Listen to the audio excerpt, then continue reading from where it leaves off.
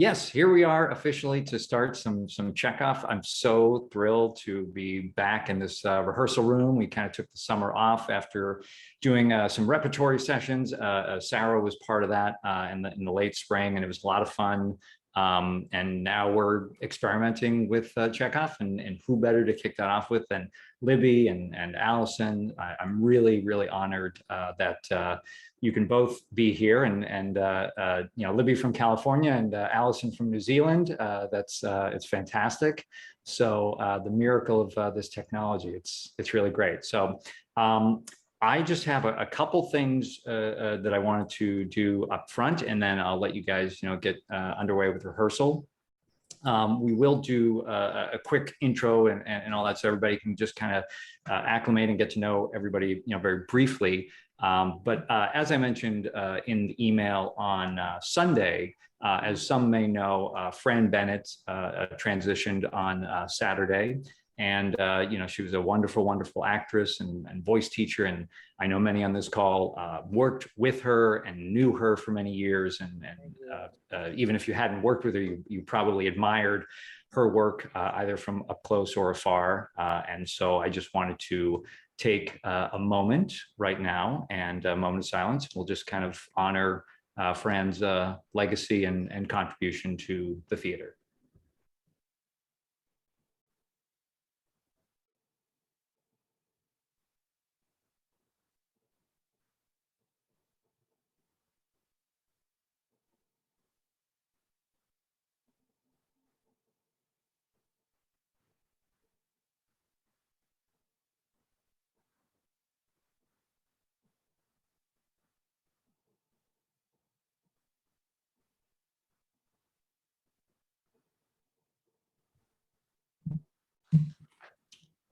Thank you for doing that. I will say, as I'm sure many do have memories and recollections of Fran, perhaps at the end of a rehearsal today, if people are feeling so moved to share any of that, you can, or the Facebook group that some of you have connected with, is another opportunity.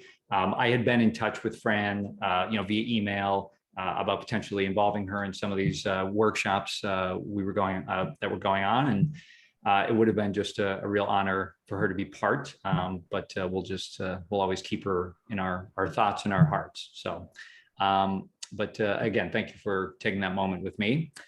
So next, what I want to do is just have us go around kind of a quick round robin. And for everybody to introduce yourselves, because maybe not everybody knows everybody or has worked with everybody, and just share a little bit about who you are, where you're coming from, maybe a little bit about your experience with Chekhov. And you don't need to have any experience with Chekhov. That's what this session is for. But I'll start. Because nobody likes to go first, so I'll make myself go first. But my name is Nathan. And I've trained as an actor, worked as an actor, and about a year and a half ago, with over conversations with professional actors, we created this series and have just been refining it over time. And it's been a lot of fun to have this much time to work on the text in this way. I personally, I don't think I've ever done a Chekhov play. I've certainly seen a lot of Chekhov and scenes and all that kind of stuff. But my kind of main acting gig right now is audiobook narration. So that's what I do at night when it's quiet, and in the middle of the night, that's what I do. So, but that's what I'm up to. And how about we turn it over to Libby? Oh, I knew you'd do that. First, I want to say thank you for taking that moment for Fran Bennett. She was beloved and admired and a powerful presence in anyone's life who knew her. Ursula, we worked with her together at Cal Arts. Do you remember that? Were you there at the time that she was? I never took that job at Cal Arts, but oh God, I'll never forgive you for that.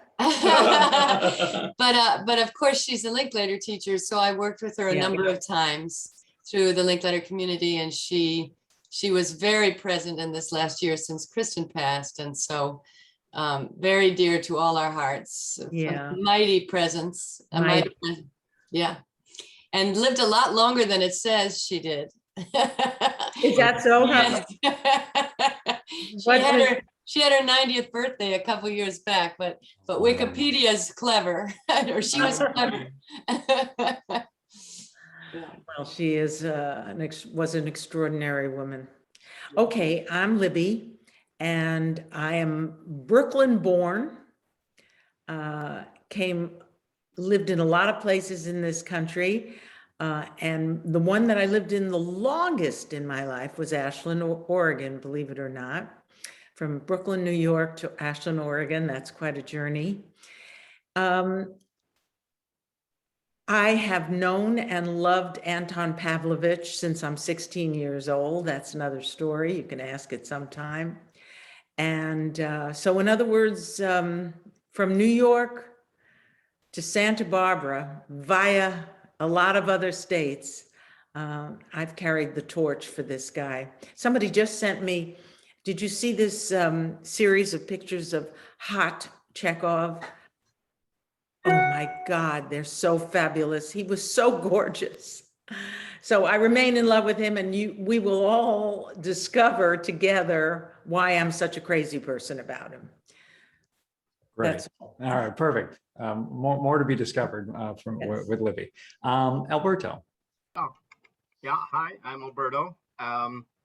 I was born in the Philippines, grew up there.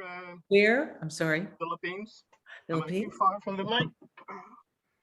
I was born in the Philippines, and I grew up there.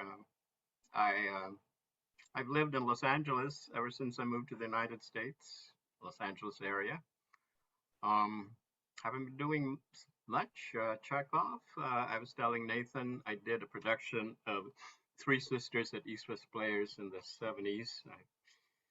I played the Baron Tusenbach. Very nice. Yeah, I was younger then. And with the pandemic, I haven't done much. I did go off to the Dominican Republic earlier this year to work in a small role with J-Lo in a rom-com they were filming there. Wow. But otherwise, the occasional Zoom reading and so forth. Oh, But great. I'm thrilled to be here. Well, good. Wonderful. Well, wonderful you can be here. Corey. Oh, hey everyone, I'm Corey. It's nice to meet you all. I'm from Long Beach, California. I studied acting at California State University, Long Beach. I used to And- teach there. I read that and I thought that was awesome. Yeah, and then that's where I did my first Chekhov. I did my first Chekhov scene in Hugo Gorman's class, and I met my partner doing YELENA and ASTROV, the map scene. And It's a very sexy scene. it sure is. And yeah, I'm going back to Harry Potter and the Cursed Child in November. And yeah, that's about me. Awesome. Awesome, Great. Corey. Great you can be here. Thank you. Deidrie. Hi, I am Deidrie Henry Dickerman. Since we're saying where we were born, I was born in Barbados and grew up in Atlanta and lived everywhere. And my first, I'm right now in Los Angeles. My first introduction to Chekhov was 20 years ago, playing Irina in Three Sisters. That was directed by Libby Appel at the Oregon Shakespeare Festival. And it made me fall in love with these characters, with the story, with their yearning, and with there's just the connection to life that they have. And I am very excited to be working with you guys. So thank you. Thank you. Awesome. Thanks, Deidrie. Howard. Hi, I'm Howard. I'm originally from Redding, California, which is almost like Ashland, not quite, not nearly as civilized, maybe. I have sort of a dual career. I work as an editor in television and have just started acting again about 3 years ago. Came back to this, and this summer I'm at Utah Shakes, which has been awesome. And my experience with Chekhov is fairly limited. I've always been kind of fascinated by the plays when I've seen them, and always been like, how does that even work? And I took a class, I guess, at Antaeus probably about 1.5, 2 years ago with Rob Nagel, where we worked on scenes from these plays, for folks to know him. And that was really kind of my first exposure to playing some of these roles, which was pretty great and left me wanting a lot more. So it's good to meet you all. Yeah, wonderful. Thanks, Howard. Allison. Hi, everybody. I'm Allison Horsley. I'm originally from Tyler, Texas, and I moved around a lot working in theaters. And I guess more of my history with Chekhov is really because of my history with Russian language and literature, which started on kind of a whim my first year of college. I decided to take Russian. I thought it would be hard and interesting, and that was true. And after that, I was really, I was quite intimidated by Chekhov and really afraid of him until Oregon Shakespeare Festival commissioned me to work with Libby to translate Cherry Orchard for her to direct in her final season at OSF. And so I really got to know Chekhov and his work through a combination of sitting with the plays for a very long time and looking at the language, and then also working with Libby and learning how well it can play on its feet. And so it's been a process for me of really learning about that. So I'm a theater person and a Russian person, but nowadays I live in New Zealand and I don't do as much Russian. So I'm excited to be back in a room. So yeah, dusting off the cobwebs. Maybe you'll be translating it to like an indigenous language in New Zealand or something next. Actually, it's Te Reo Maori week here in New Zealand. So everybody is like working on beefing up their Maori language, which is what my green sticky notes are in the background. So that's what that is. So I remember being in Barcelona and the local the country was making an effort to teach people Catalan. So I don't know, maybe there'll be something in New Zealand where they want to make sure that this language, stays active and stays. Well, they should. Yeah, very much so. It's a very active effort. Cool. Very important that we don't lose these things. Absolutely. Very cool. Well, thank you, Allison, for joining us from tomorrow from New Zealand. That's wonderful. Jully, how about you next? Yes, hi, I'm Jully Lee, actor. I spent the pandemic doing a ton of Zoom readings, directing and acting. It's been a constant stream of doing that. As far as Chekhov, I have pretty much no experience. I saw my first Chekhov was watching Ivanov at the East West Players Conservatory. Wow. So it was a student production of Ivanov. I did a monologue and an acting class for Stephen Book, and I did a couple of improv scenes that were based on Chekhov, genre-based improv. So I have very little exposure, but I'm really, really excited to sink my teeth into this. So thank you for having me. Yeah, absolutely. Wonderful, Jully. Thank you. Ursula. Oh, you're still mute. Almost. There you go. 1 second. I have a monitor, so it takes a while. Should we also do my lovely? Of course. Okay, so I'll go first. Okay. Yeah, well, you're here. You have to introduce yourself. I was an actress for a while, and then I became a voice teacher and voice coach, and now I'm heading the graduate acting program at UCSD.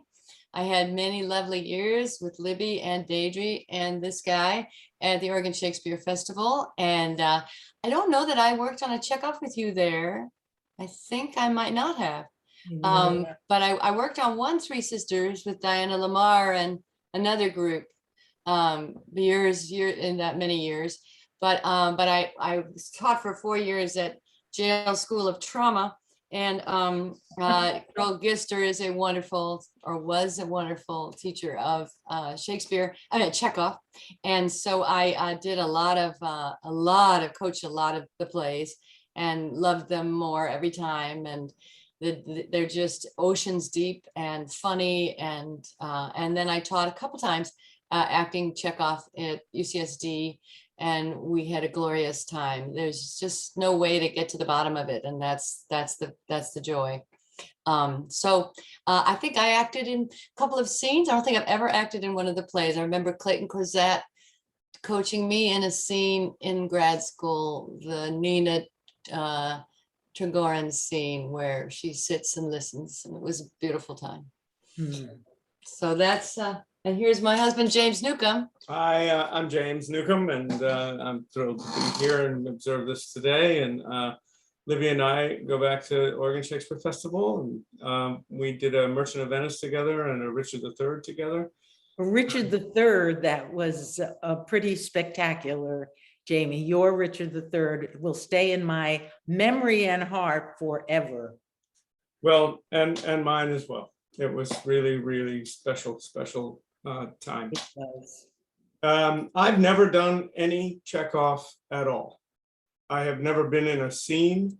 I have never been in a Chekhov play. I don't know how it's passed me by so far, but it just has never happened. And you know, the Treplev was a role that I was desperate to play and didn't have an opportunity to. You know, and now Vanya was one, and I'm past that. So No, I don't think you passed. Fears. Maybe I'll die on stage playing Fears. That's what every Chekhovian actor comes to, fears. Yes, that's right. Well, MARINA. I'm thrilled that Ursula and you know, is here, and then Jamie can sit in. And for those who saw Jamie play Silvius and As You Like It earlier this year, Jamie, there may still be time for you to play Vanya or Treplev. There, you know, there's Not Treplev, you know, but definitely Vanya.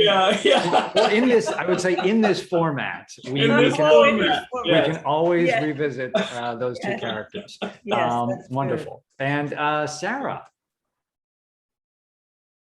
Hi, everyone. So happy to be here. I'm Sara. I'm from the Seattle region, and I'm in Los Angeles.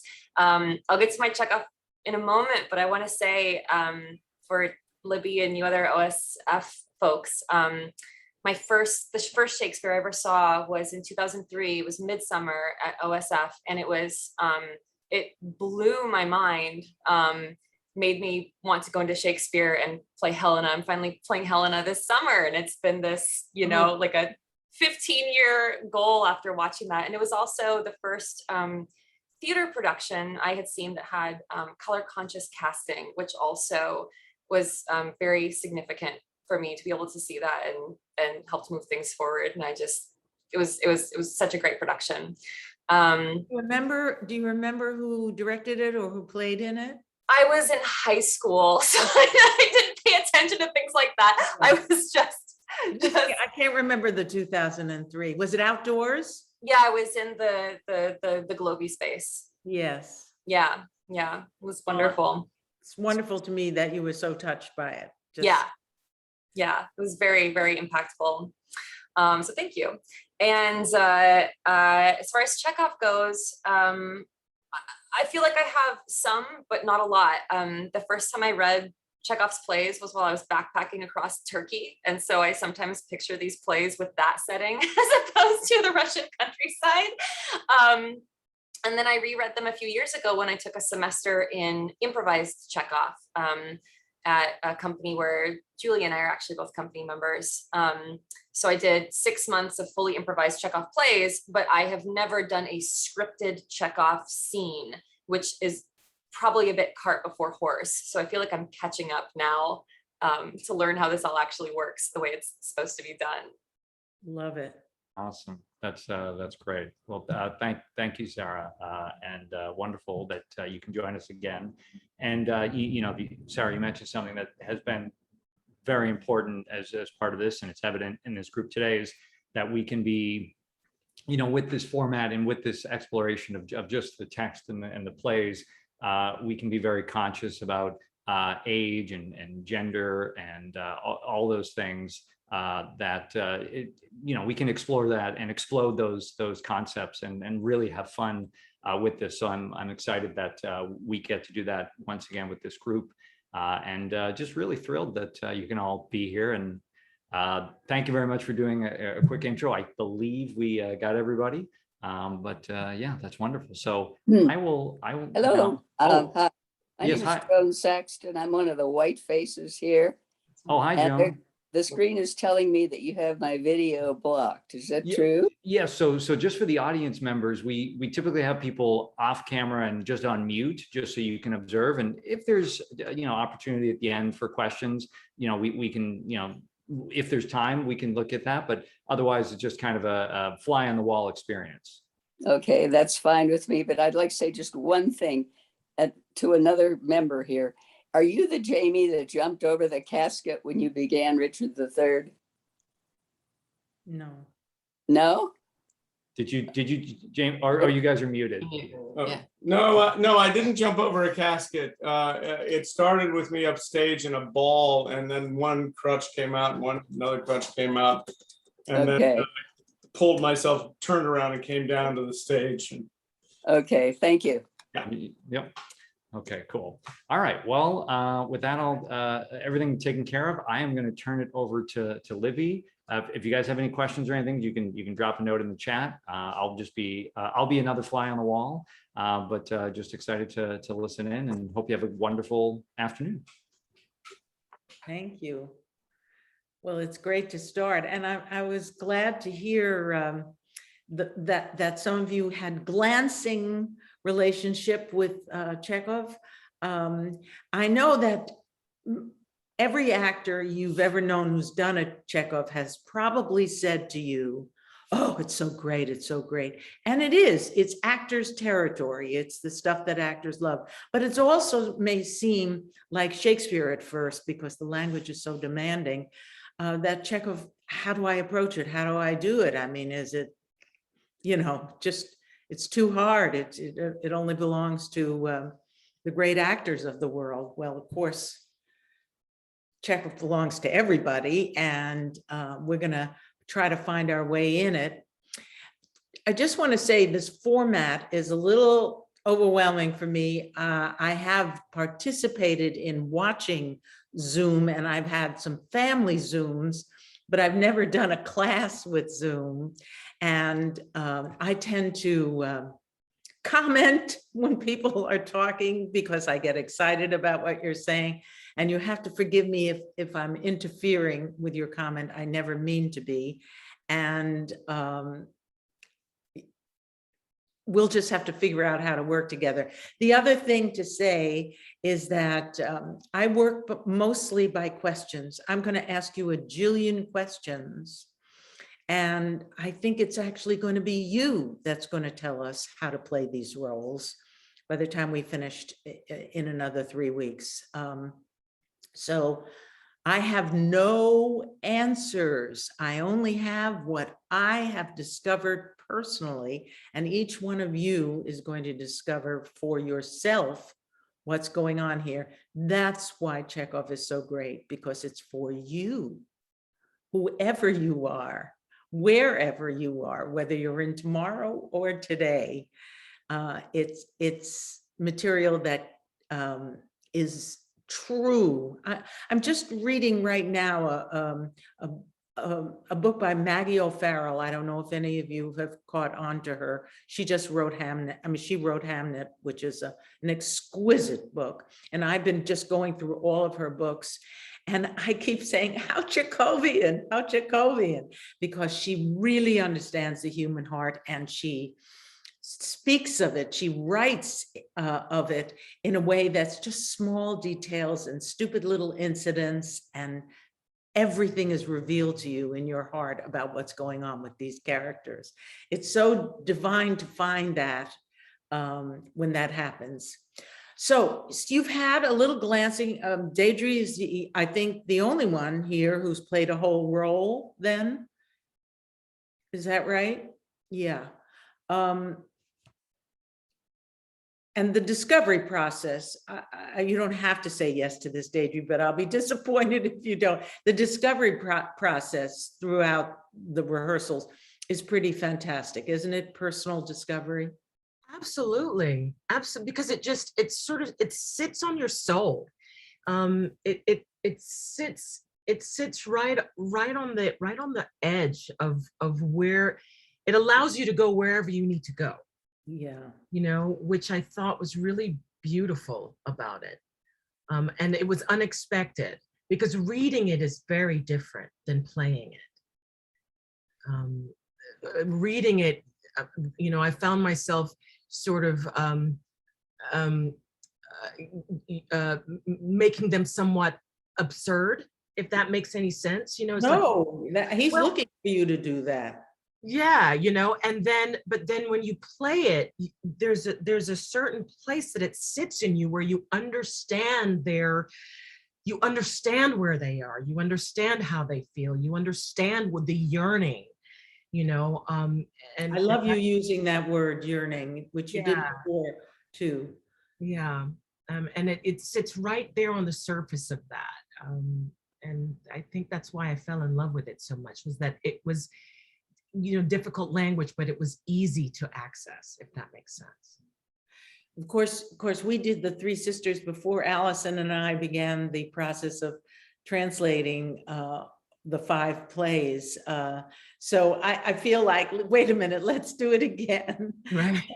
I want you to wait until you do it again with these translations, because I think these translations are a little bit more alive than the ones that I used before.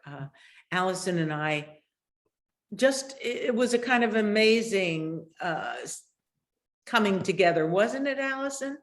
You were a little scared. I was scared. I spent my life reading and directing and playing Chekhov's plays and scenes, and all of the short stories and the letters, and our mutual darling friend Louis Doubt that said, Libby, this is your final Chekhov for the Oregon Shakespeare Festival. You should translate it yourself. I said, translate it myself. I was too scared, couldn't begin to do it. I didn't speak any Russian. And she said, I'm going to find you a Russian translator. And she found me Allison, and it was such a magic combination, wasn't it? Oh yeah. Well, and I only met you, I interned at Oregon Shakespeare Festival, and I didn't meet you because you were running out the front of the building because you had a grandbaby that was being born. Ooh. And that was the last I saw of you, was you flying out the front of the building. Well, I've got 4 of them now, so. Yeah, yeah. What year was that, Allison? That was 1997. My first. Yeah. He's 23 now. We're so old. All right. But yeah, it was magical. I think we gave each other permission to really explore the language. Exactly. In fact, let me just tell this one little side story. The first one was Cherry Orchard, because I wanted to do Shakespeare's in my final season as artistic director. I wanted to do a Shakespeare in his final play, The Tempest. I know there's question whether that's final or not, but it was final for me. And Cherry Orchard, Chekhov's final play. And I had the opportunity to choose these and do them myself. And the idea of me translating was just beyond possibility. I forgot where that story was going. Okay, I'll leave it alone and come back to it. I want to know, I asked you all to read the whole play, Uncle Vanya, because it's impossible to do the scene without knowing where it's coming from and where it's going. And I want to get from you what your feelings were in reading it. And I want your honest feelings. I don't want you to hold back, and I don't want you to think that you need to sound a certain way. I need you to be really honest with me about what you discovered as you read it, even if you hated it. Anybody take up the... Yeah, I'll go. I really loved it. I thought it was very, very sad. All the characters are very sad. It seems that there's a huge desire for change or something new. Obviously, everybody's bored and everybody has nothing to do, or this longing for beauty in the world, for beauty in their atmosphere, for beauty all around. and it seems to just get flip-flopped back and forth, whether, I don't know, Astrov's talking about trees and you can feel that he feels this certain way. And I mean, YELENA talking about how bored she is all the time and everybody's so annoyed by her, I guess, in that way. I thought it was very, very beautiful, beautifully written. I loved it. I love those things, yes. Anybody else have first impressions of it? This go around for me was like, I've always had a hard time reading Chekhov because, especially in the first act or two, so much is unsaid, I guess, or it is like deliberately unsaid. I think particularly in this play where there's like sort of this dam that breaks all at once in the third act.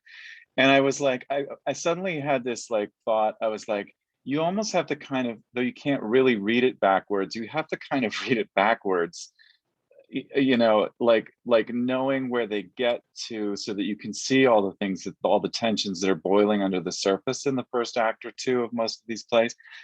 And for me, I don't know, that kind of, I also thought the translation was really beautiful. And I also thought the ending was really, really moving. But for me, it was like the first time where I wasn't just going, how do you play this? But I was like, oh, this is kind of an amazingly constructed play. I had never had that experience before. I often found Chekhov kind of boring to read. That's what people mostly say. And then this time through, I think maybe I had more experience with it, or I'm just a different person reading it. But I was like, oh, they're not saying things, and that's what's maybe important, as important as the stuff they are saying. Great, wonderful observations, Howard. Other people, let me hear what you think. Yeah, it felt like they were not saying so much and yet saying a lot as well, with the history and the relationships between the characters. It's just saying it point blank, like who this person is and what their histories were. I thought that was interesting. It felt a little belabored at first when I was first reading it, but it definitely places things in context. What really struck me was its relevance. Yes. It's mind-blowingly relevant, and I can't imagine a time when Sadly it's not relevant, right? Sadly relevant. sadly relevant. But I was thinking in history, and there's not really a time in life where this isn't relevant. Yeah. It kind of blew my mind how this writing did that, especially, but you know, especially now in 2020, this constant, it's just people want change, but it's just impossible. There's no out, and it very much affected me in that way. And we're cutting down the forests, and the climate is changing, and everything he talks about. And do you remember that he says in 100 or 200 years it'll be different? And of course it's over 100 years later, and it's worse, way worse. Yeah. Tragic. Tragic is right. Yes. Other thoughts, other impressions, Deidre? Yeah, Sorry. well, I remembered just that same, you know, that the world will be better in 200 years. I remembered that from Three Sisters. So that was really moving. But I also realized there were parts of it that were really funny. For some reason, I forgot the humor, and I don't know if it was because it was the second reading. You know, the first reading, I was like, oh God, they're just so extreme. And, you know, but then the second time I read it through, I really like the humor really came out for me.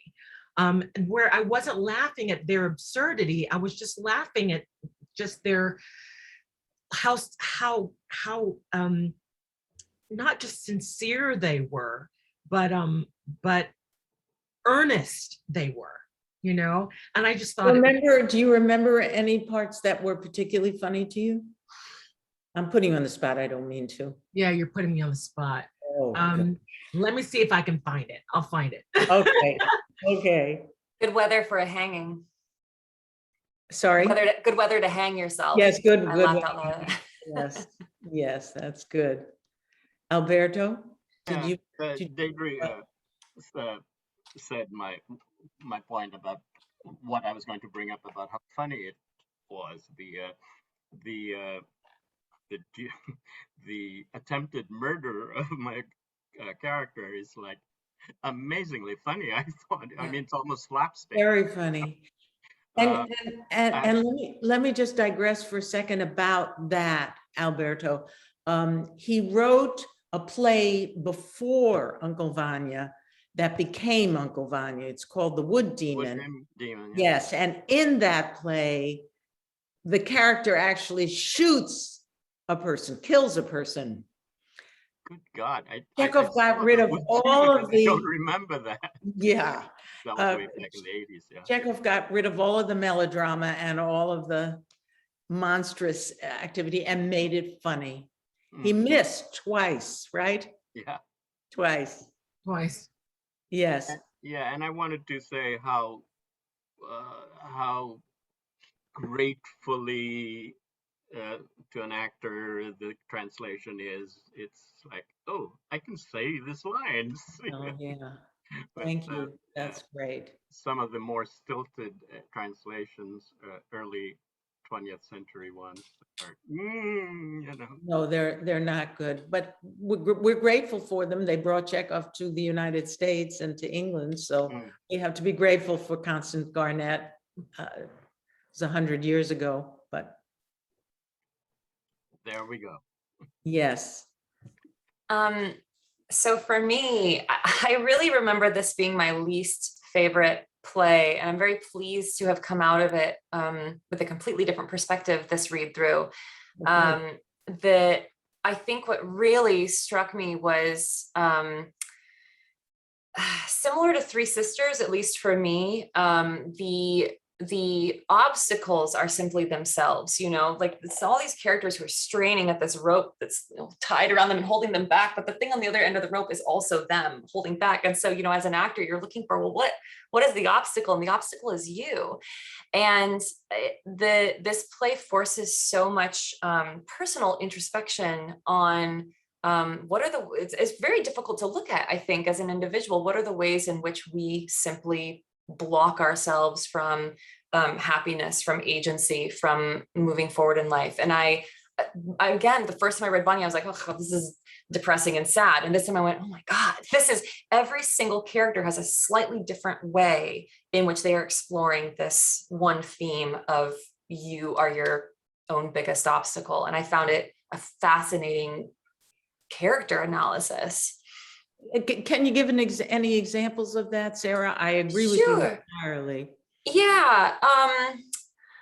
Well, I think looking at Vanya, for example, he is so upset at the professor for having stolen his life from him. But when you have that big blow up scene, the professor says, you could have raised your salary at any point. I didn't know. I had no idea. So there was nothing getting in the way of him, you know, improving upon his life. It's just everybody has, you know, these set expectations of how they think something should be happening, when in reality it's in their head. I think YELENA is similar in that way. I read through it twice. And I was looking for, what is the thing that keeps her from taking a lover? And it's never stated. And so I have to come to the conclusion that whatever it is, it's here. It's not this block is in herself. The block. Yeah. Yes. But don't you find that it's true about all of us that it's hard to reveal what we really think? Exactly. Which is why I think this is such an incredible picture of humanity. And I think that's what Chekhov does best. And it's so agonizing. Yes. But also the things that remind us most of ourselves are agonizing. We always hate the people that are just like us, you know. So reading through this, I was like, oh, I've got some things to look at. They're exactly like us, actually. I find it true. I reread the play this weekend, and you know, Uncle Vanya, I've directed it 3 times professionally, and so I've worked with extraordinary actors. And I've known it all my life. And I found myself laughing in new places. And I found myself going, oh, I didn't get that before. So it's revealing. It's constantly revealing. It's like, opening up a treasure chest and keep going through the layers. At least that's the way it responds for me. Let me ask you this.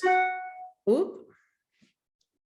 Oh, I'm not used to technology. You'll have to forgive me. So if I get buzzes and bumps, I don't know what's happening at first. And you heard my phone ringing earlier, and I tried to close the doors as much as I can, but the cat has to have some freedom to move around, so I have to keep the doors open. But the point is, I don't know how to turn the phone off. So you have to live with my eccentricities here and being very old school.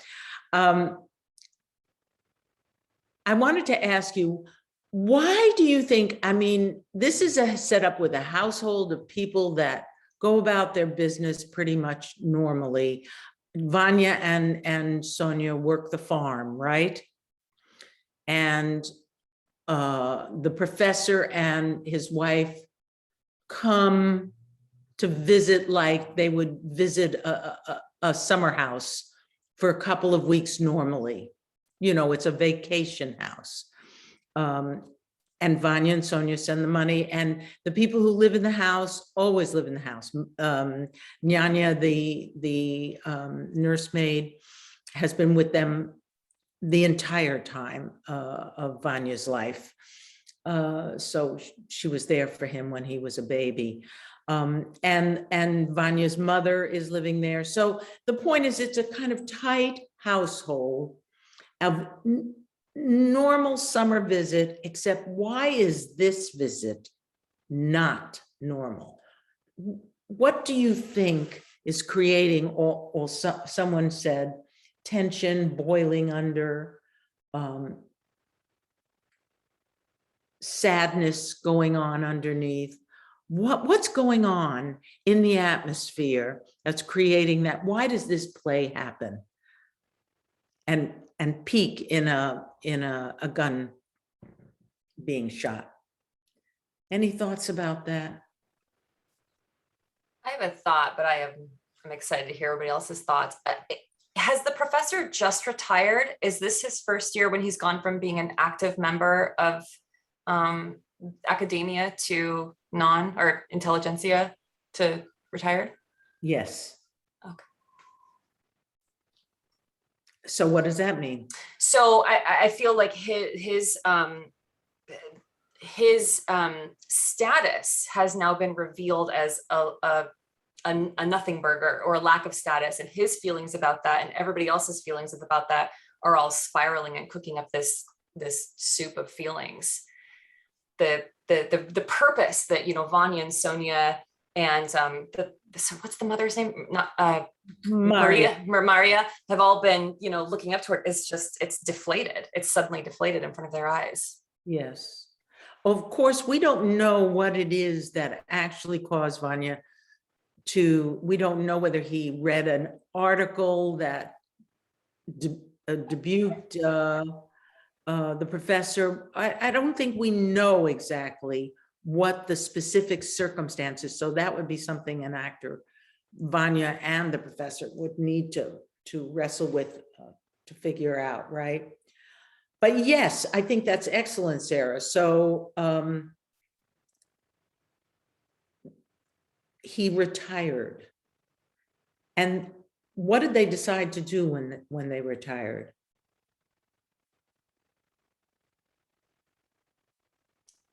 They moved in, right? They moved in. You know, it's a big difference in coming for 2 weeks and you're a kind of popular star, and then you bring all your suitcases and you're here to stay forever. What does that do?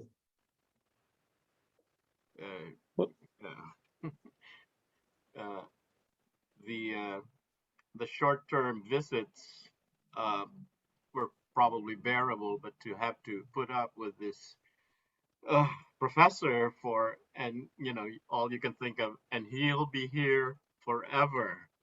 I think, you know, what is it, guests and fish start to rot after how many days? And I've been here already, how long? I forgot already. since not too long, it feels like, this time, I mean. Yes, I think that's great. Yeah. Any other thoughts about that?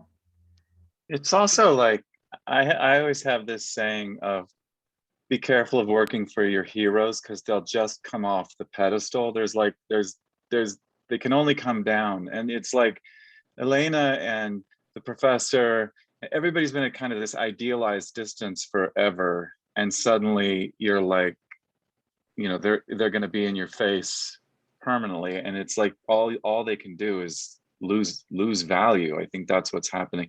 And then this love hexagon, I don't know what it is, the love pentagon that's going on, you know, where everybody's misplacing the object of their desire is so rich, you know. I mean, it's just such an amazing configuration.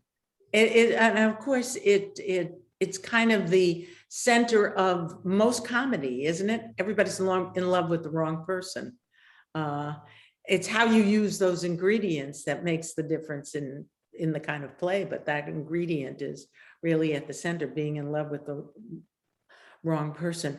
How about the fact of YELENA's extreme beauty? What do you think about that? And what has that got to do with the play?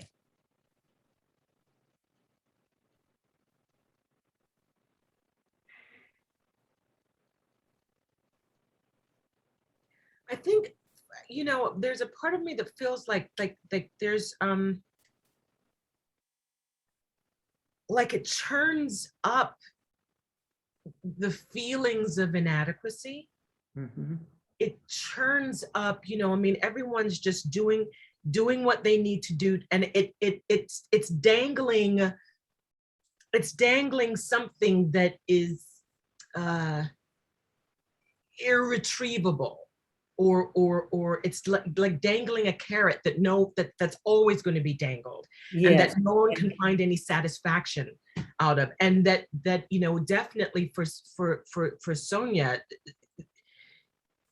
you know, I think her devotion and her you know, her duty is has been the thing that has, and her caring has been the thing that has moved her forward, and now, you know, here's something that she can't attain, you know. Yes. And also, that makes me Sorry? No, I Zoom delay. I thought you were done. I didn't mean to interrupt. No, go ahead. Well, I love everything you just said. And it also makes me think it really sets up the shallowness of beauty as a commodity, because everything else that's said about YELENA is that she's bored. She is dissatisfied. She's moving through the life like a sloth. And then you have SONYA. They say she is plain. She says, I'm plain, but she is running the farm. She has kept this place alive. In every respect, SONYA should be a catch that ASTROV would love, and right? A perfect match and would want to work on that. But because of this beauty with nothing else underneath it, YELENA is still the more desired object. In the early 70s, I was lucky enough to see a production of this at Circle and Square in New York. I don't even know if that theater still exists, but George C. Scott, the movie star, played ASTROV. A very famous English actor by the name of Nicole Williamson played VANYA. And Julie Christie, do you know the name Julie Christie, the movie star of the 70s, 60s and 70s? Well, in the beginning, as you know, in the opening scene, she played YELENA.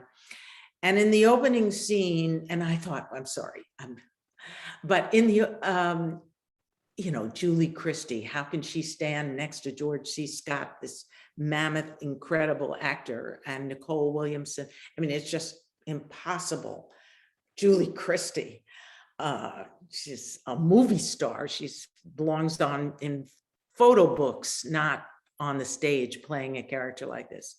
Well, as you know, in the opening thing, and it makes me know what a brilliant showman Chekhov was, the professor and SONYA and Waffles come in from the walk, and they're walking, and trailing behind is YELENA you know, da da da da da da da, dawdling her way. And Julie Christie walks in this ivory colored lace dress. And I had never in my life seen anything so beautiful. And it made me turn away for a moment because she was so beautiful that it's hard to look at. And I think, I know that sounds strange, but I think I certainly have a lot of SONYA in me. There's something scared of something that beautiful. She was actually wonderful in the show, but so haha, Libby for making judgment before I should have. But that somebody said very early that the play had to do with longing for beauty. And that beauty is a very, very important part of what's going on this summer. You know, they're really looking at her walk across the stage in an ivory dress. Just exquisite. That makes me, yeah. It just makes me think of the way in which ASTROV continues to talk about the destruction of beauty in the natural world around them. So it's like, as that's disappearing, here's this thing that's all the more important person to cling on to, if that's what you're needing in your life. Yes, and yet he remains sexually attracted to her, even after she's rebuffed him. And you know, he sees how prim she is. He's still hoping for a rendezvous in the forest. Well, the beauty also breaks the boredom. You know, it's like, I think the fact that every day is the same, year after year after year, and you've got this new thing that helps to break up the way you think, the way you move, the way you think about life, the perception that you have about what really is beautiful and what really you do yearn for. Yeah, exactly. Exactly. I think you're hitting the heart of the play. Why is this summer different than any other summer? Why didn't the play happen? Why did Vanya go a little nuts this summer? Thoughts?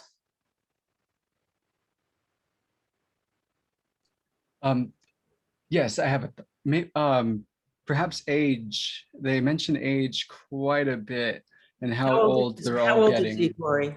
How old is he? Vanya's 47. Right. And just, I mean, I'm not sure how old Sara Bryakov is. I know ASTROV's 37. So they're all sort of getting older. Yes. And more unable to do the things that they want to do. And here's this young beauty in front of everybody. Yeah. Yeah, hard. And he's longing for her, Vanya, right? He's longing for her. And he's not getting anywhere. She's rebuffing him. And I don't know, what do you think? Do you think that he's been trying to seduce her every year when she comes for 2 weeks? Or is this new? What's your sense? Yes, Howard. Well, it feels like they're in a pattern, you know, that a lot of it is, I mean, what I love about Vanya is it feels like a lot of it is teasing, almost like kind of sibling style teasing. Yes. And she just sort of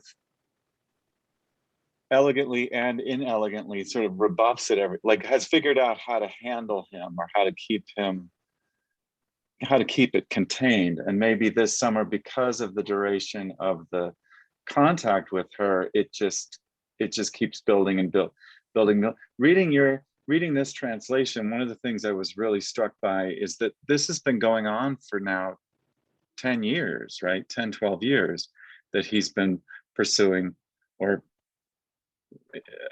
objectifying her and in love with her, and that SONYA has been going on for 6 years. You know, that these are like these long simmering unrequited yearnings, you know, that all of a sudden everyone's like, okay, I gotta make a move now, you know, I gotta figure out how I'm gonna break this now. Why is the now, Howard? What's the now about it? Beside the fact that we're doing this play, so that's the now, but why is it happening now? I think for Vanya,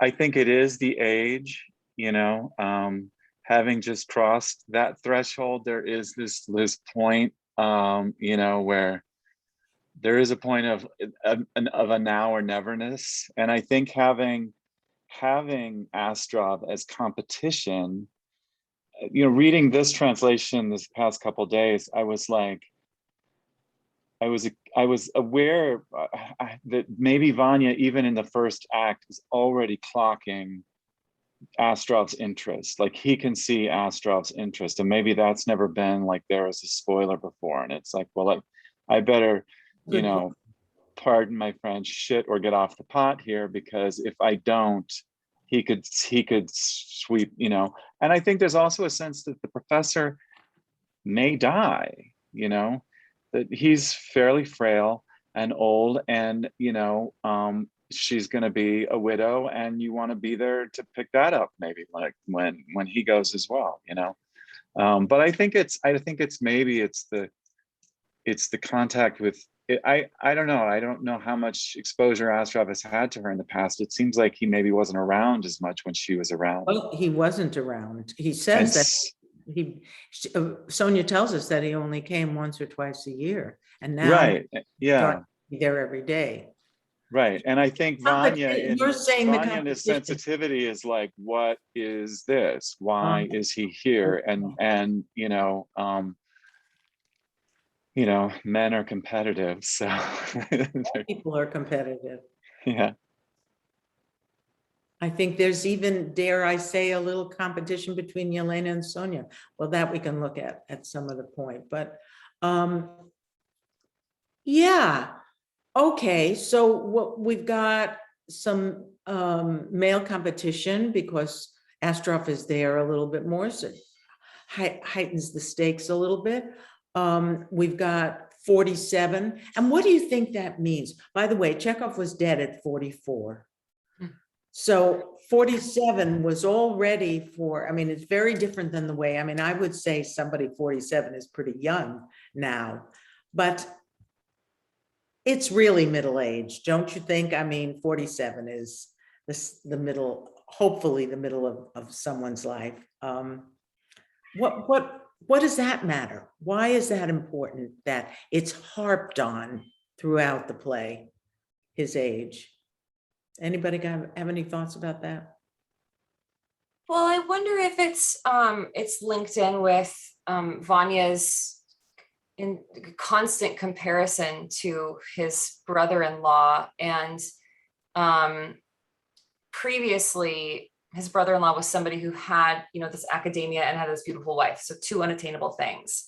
And now that the professor has been revealed as one of these things being completely empty, yes, it's possible that the second thing that he has is completely as empty as well. So Vanya realizes one thing has collapsed. Well, maybe this other thing has collapsed too. Maybe now this is suddenly unobtainable to me because this guy is just as worthless as I am. Therefore, why shouldn't I have that? And that's great, Sara.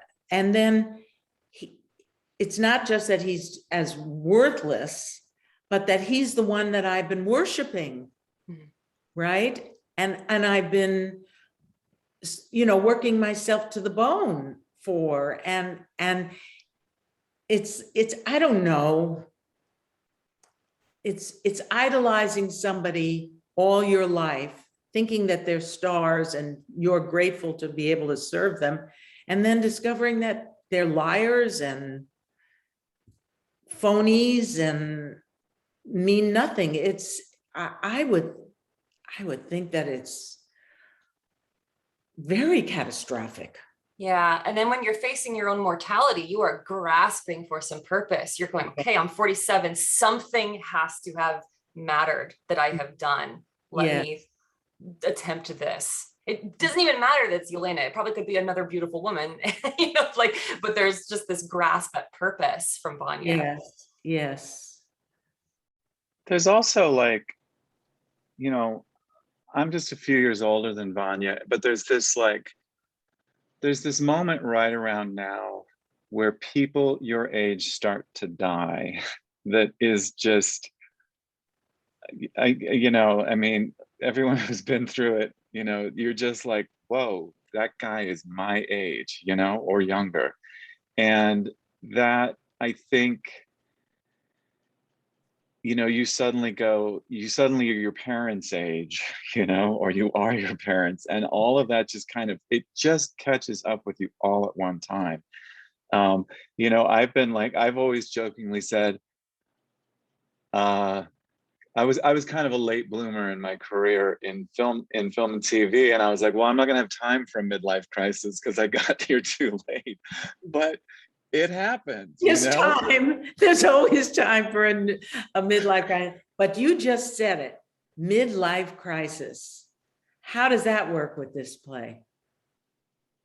I think he's unmarried, you know, he's unmarried at 47, and he's like, if I don't get married now, I won't, you know, and that's and unaccomplished in his own view about what, if everything that you've been supporting, holding up, suddenly appears, and Chekhov doesn't tell us what it is that Vanya sees about the professor's work. Let's just do a little imagining here. What could have crashed the idol from, you know, high up down to the ground into little pieces? Why would Vanya lose complete faith in the professor, do you think, in this short amount of time? I don't have an answer for that. I honestly don't. And that is so individual and actor oriented, because Chekhov doesn't even hint at it. Corey? Oops. I'm sorry, my light went out really quickly. So what was the I'm question? glad it wasn't me. That's all I can say. No, it was my light. Sorry. But I'm sorry. Can you repeat the question for me? What do you think it is that the professor did that made Vanya just see that he's a sham? I mean, it could be that it's just the way he carries himself, perhaps, that he's like, he's sick. He's very sick with rheumatism, I think. And he sees that he's still being himself, his pompous self. And perhaps it was an article, like you said earlier, or word of mouth. Maybe he went into town and had heard from a local shopkeeper or something that he's nothing. He's written about nothing that nobody else has written about. He's written about things that other really smart people have already written. So he's not smart. He's, well, not as intelligent as he puts off, I guess, kind of a sham. I think that's good. Anybody else have any thoughts about that? I don't know the answer. Yes, Jully. Going deeper into that, I mean, it sounds like it could have been plagiarism. Oh, that's a fantastic thought. Where he's taking someone else's words and making it his own, which is kind of what he's doing with Vanya's life work, right? Yes. Taking Vanya's life work and profiting off of it himself. Yes, he is. Yes. Deidre, you were starting to... There's just like the wonder of like in trying, you know, it's like you have an idol and you try to engage them in, you know, you try to learn what they know and try to either impress them or engage them in the conversation or to gain knowledge, and find out that he's not getting back what he thought he would. He's not getting the responses that he thinks that he would get. He's not getting the wisdom that he thought that he would receive from this person who is supposed to be so lauded, you know? Exactly. And that's a pretty big crash. And Vanya, from the minute we meet him, very early in the play, remember, first we have the little scene between MARINA and ASTROV, where she's trying to get him to eat something because he's pacing back and forth. That is my favorite scene, because it's my Jewish grandmother saying, eat something. You will never find that in any other translation. Take a look at other Uncle Vanya. She's trying to offer him something to eat, but the eat something is definitely from my family. Vanya is, from the first moment he speaks to Astrov when he wakes up, he's absolutely deplores the professor and talks about how his feelings have crashed. And plagiarism is a fantastically interesting idea. In any case, who's ever playing both Vanya and the professor, and probably everybody there, all of you, need to have an idea in your head why it would be such a tremendous fall into the ground. I don't know, it would be like somebody telling me or finding out that Judi Dench really doesn't even speak, and it's somebody else's voice that's going, somebody that I think is so brilliant and so wonderful, or that Maggie O'Farrell, who's my latest passion, didn't write these books. And so it all came crashing down. But there's something there that creates Vanya from the first minute. He doesn't learn it over the play. It's there from the first minute the play begins, that he's crashed. His idol has fallen at his feet. And if you've spent your whole life supporting that idol and doing everything for that idol, and that idol crashes at your feet, that's a pretty big blow to your life.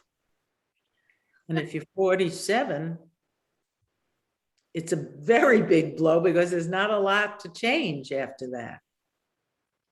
But maybe it's also, seeing that here's this woman that you love. You only see them for 2 weeks at a time. So you're not really able to see the interaction that happens. And so when you see this interest that you have, this love that you have, this yearning, and you see that she's not receiving the attention and the love that you expect that she should get, and you're not able to give that to her, and she's tied in with someone else, that also breeds like, why him? What does he have that I don't? And so like that's a cancer in itself. Yes, absolutely. You're absolutely right.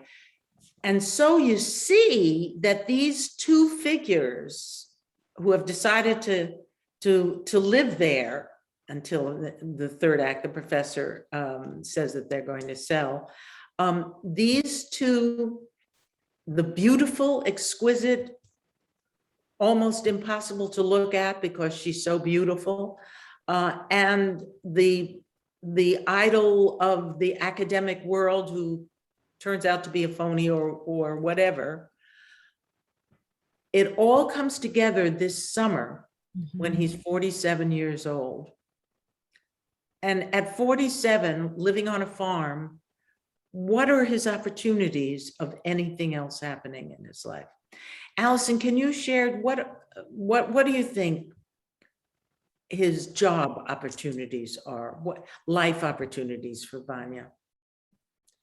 Oh, I think, Russia in this time was pretty calcified in terms of roles and the way that, you're born into a kind of caste system in a way, and you don't generally leave it. Like you can't, you usually can't aspire to like be a self-made man. I mean, maybe that's possible, but not in the rural part of Russia where this is, not for somebody who's older, not for somebody who you know, whose level of education is what it is, there's not the sense of like upward mobility. Where Right. like if you just work hard enough, you can be anything. Like that idea doesn't exist at all in Russia at this time, like at all, unheard of.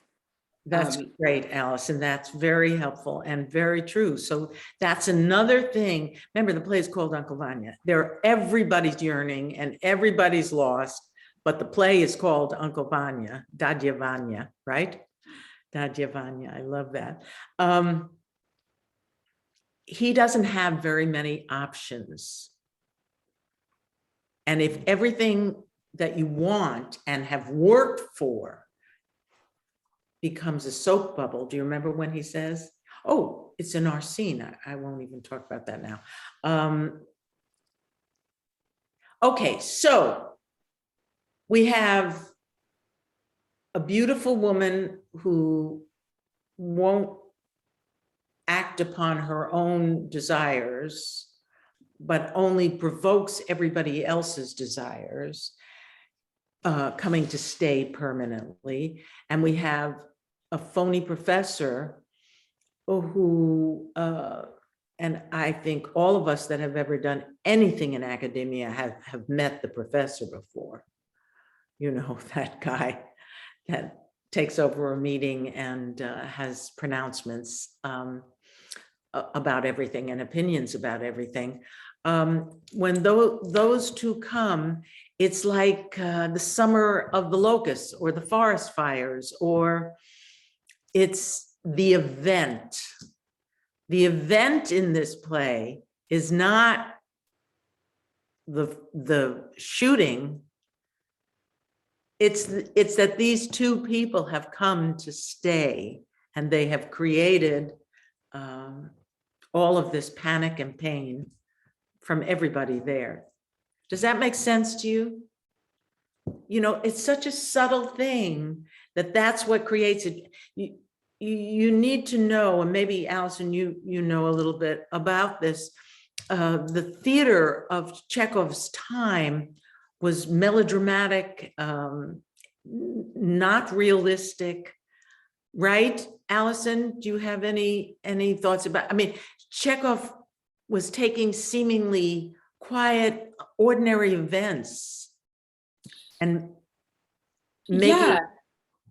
Well, he was taking normal domestic events and making them interesting, as opposed to putting extraordinary events onto domestic situations. Yes.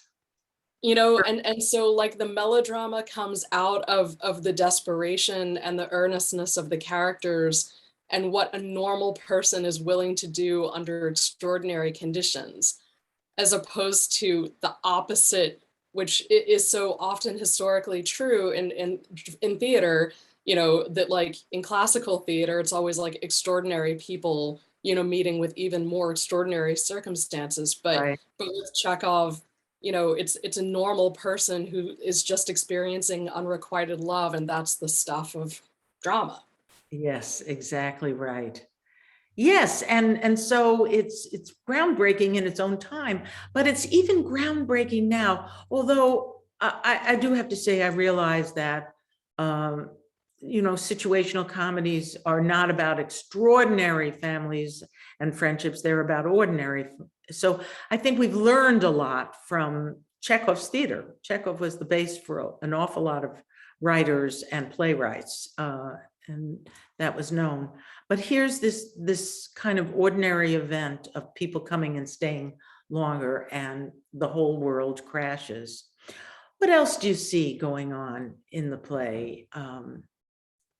What other things are there for you? Somebody talked a little bit about the environmental. What do you think about that? Was Chekhov preaching? I mean, what do you think about ASTROV's views about the environment and the wastefulness? It seems, I'm not an expert, but it seems like it must have been a common theme being discussed at the time, because doesn't Lenin and Anna Karenina also focus on the environment quite a bit? Yeah, Levin is Levin, thank you. Yeah, not Lenin. Yeah. Lenin had a different environment. Yeah. So I don't have an answer. It's a bigger question, as it makes me wonder, this seems to be a big discourse that was happening amongst at least the educated in Russia at the time. I think Tolstoy, yes, absolutely. That everything was a boil in Russia at the time. This play was what, 1899, and 1905 was the first of the big revolutions. 1917 is the big one, but 1905 was almost as big, and the revolutionaries were seething about the Tsar and the way the country was run always for hundreds of years. So all of that was going on. Yes, Tolstoy felt that going back into the peasantry, going back to the earth, making yourself in tune with the earth, was a way of finding your spiritual side and developing yourself as a human being. And I think we understand that, and a lot of us feel similarly in the world that we live in. But Astrov is not 11. He's not, that's not what it's about for him. What do you think it's about for him? He talks an awful lot, and he doesn't just talk to YELENA when he's trying to seduce her in a way with his drawings, but he talks almost right from the beginning. He talks about what's happening to the forests and the animals. What do you think that's about for him? Well, I think maybe since he's a doctor, he's trying to heal something, and so probably try to heal something about himself as well in that way. I don't know. He sees, I mean, he talks about this constant beauty in the forest, and that's where you'll find beauty. And then everything's crashing down, and then YELENA's beauty is also being wasted. It's a sedentary lifestyle just being wasted. Right. The world's being wasted. And yeah. That's great. Waste, big question in this play, isn't it? The waste. Oh, sorry. No, you go ahead. With Astrov, one of the things, like Chekhov himself, who was, at least in my understanding, traveled a lot, Chekhov, and was traveling all over Russia by train. And as a doctor, you're different than Vanya and SONYA sitting in a house surrounded by the same world day in and out. He's like, Astrov talks about to get to their house is 20 miles, and you get this sense that he's a person constantly kind of moving around with this kind of Chekhovian detached observational eye, that he's just seeing the countryside over these 2 decades disintegrate, and you read about Chekhov making those, like, didn't he travel to the very far east of Russia? Sakhalin, the island off Yeah. of Japan, that's right. Yeah, partially by carriage, which is like insane. Yes, Like, it was like insane, and he was ill. horrifying. He was ill at the time. He wanted to see it, and it was after Wood Demon crashed for him. So it was, That he he was made that, yeah. But Yes. just the sense of he's stuck. seeing things and describing what he's seeing. Yes, The and he's trees stuck are there. disappearing. He's stuck there. He can't seem to move. He's a country doctor, right? Astrov, and he has to travel to people, and he sees the worst of poverty and the worst of unfulfilled lives all the time, and he's found a way to guard against it by falling in with nature, which is pretty spectacular. Yes, Sarah. He's answering in his attempt to keep the forest the thing that is impossible for him as a doctor. As a doctor, you are fighting a losing battle permanently because we're all going to die.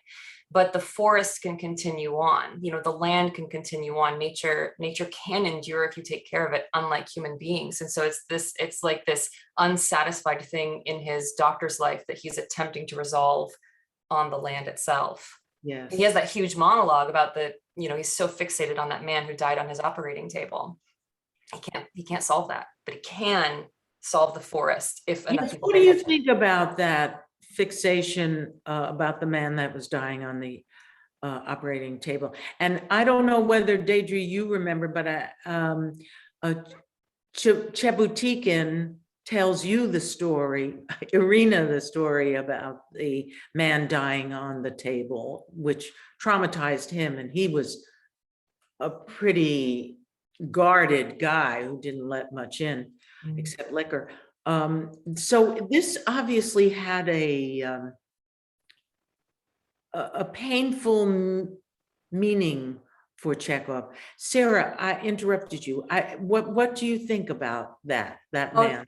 Oh, I had, that's as far as I had gotten. I mean, I think that man serves in contrast to, like, it's just this clear example of he cannot, no matter what he does, he cannot prevent death ultimately, but he can help the forest endure long past his own life.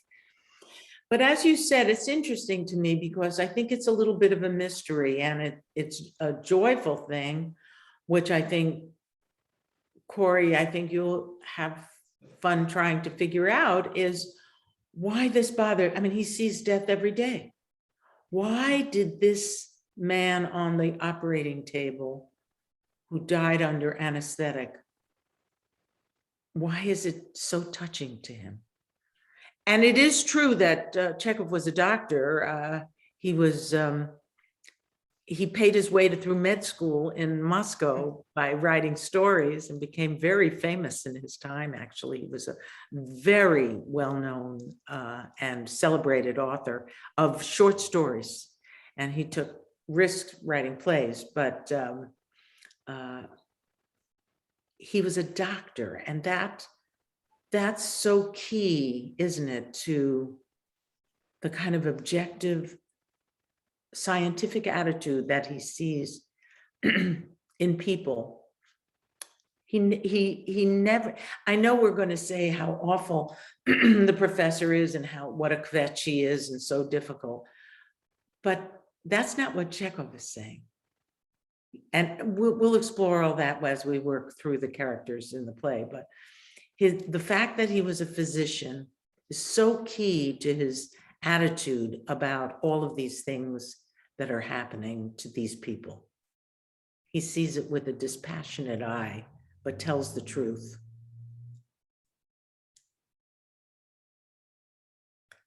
Okay, what else? What I'm trying to do tonight, let me give you an overview of the way I'm looking at this.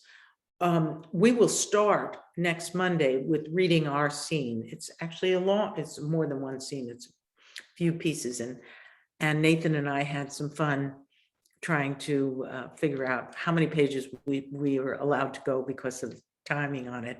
Of course, I wanted to do the whole second act because those last couple of scenes are pretty spectacular with the two girls and the two guys and the guy and the girl.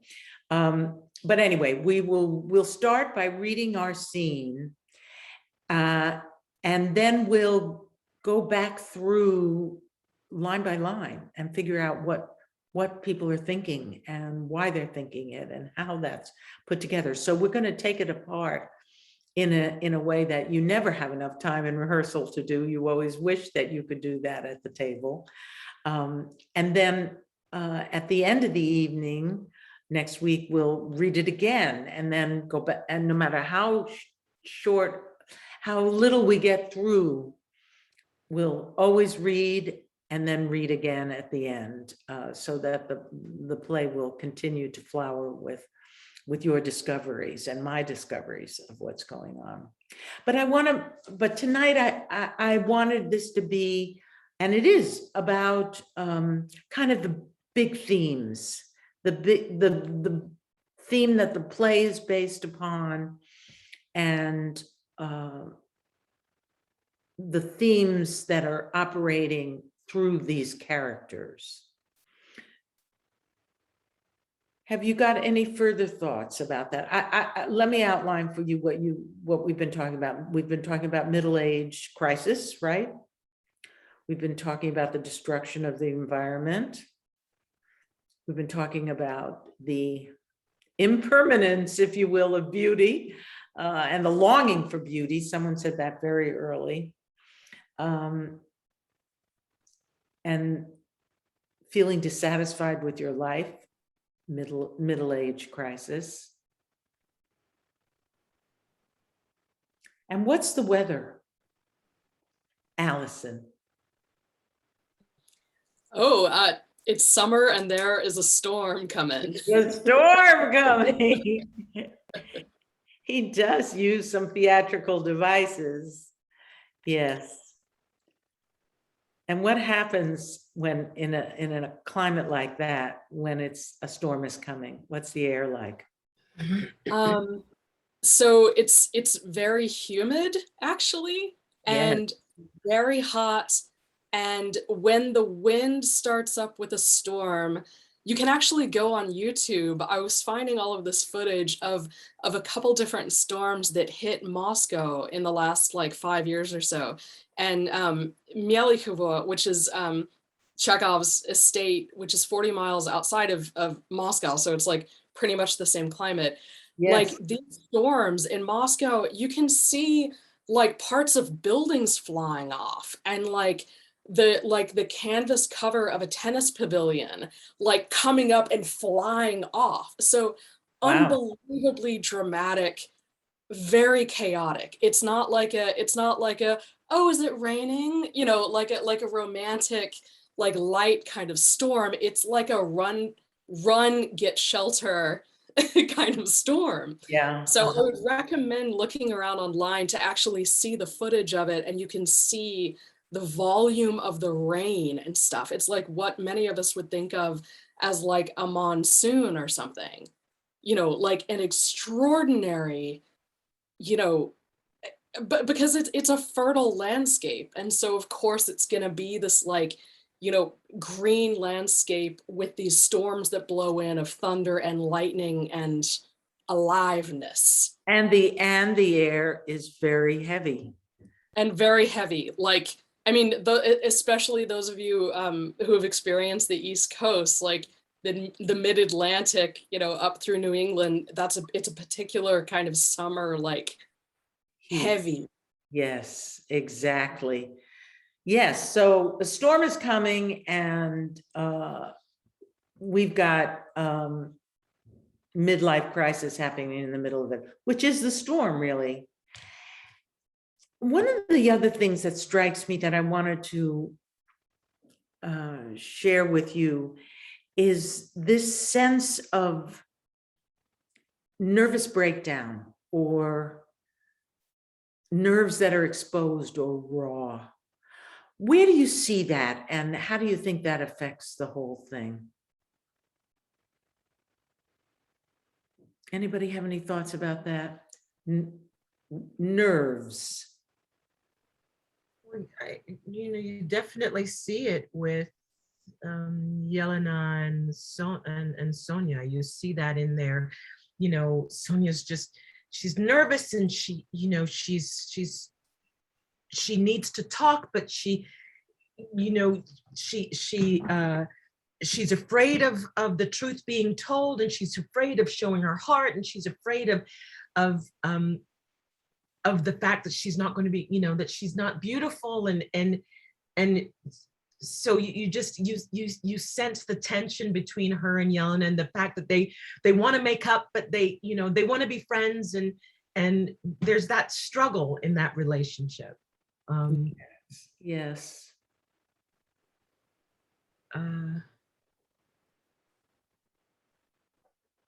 What I thought was really interesting, not to leave this, but what I think was really interesting is right at the end, where it almost feels like the end of the storm. it all kind of gets pedestrian in a way. At the end of the play? Yeah. At the end of the play? Yeah. Even though there's all this stuff bubbling underneath, I mean, like, everything has happened, but they're like, getting their figures together, counting out the numbers. Back to the covers that they. Back to. Yeah. Yeah. But then you have, and that, what do you make of that? Why do you think that happens? I mean, when there's big stuff happening in a play and big crisis, nobody goes back to normal. Somebody dies, things happen. What do you make of the fact that this goes back to, well, you'll get the same amount as I've always given you, and scratching of the pens and the reading of the pamphlets? I mean, there's a part of me that feels like there's comfort even in the boredom. There's comfort in the familiar. Like,